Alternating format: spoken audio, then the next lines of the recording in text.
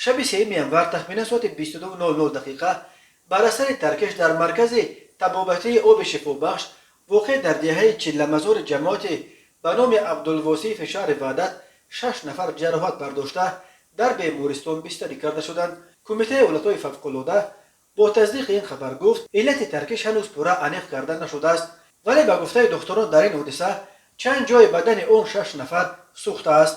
کمیته حالتهای فوق‌العاده گفت روز 5 январ متخصصان آزمایشگاه جمهوریوی کیمیاوی رادیومتری کمیته حالتهای فوق‌العاده همراه با نمایندگان پروکراتور شهر وحدت برای معاین نمودن سبب این ترکش به تشخیص ترکیب آب شفابخش چلمزار به جای حادثه رفتند. دهه چلمزار در 6 کیلومتری شهر وحدت و 27 کیلومتری دوشنبه جایگیر شده است.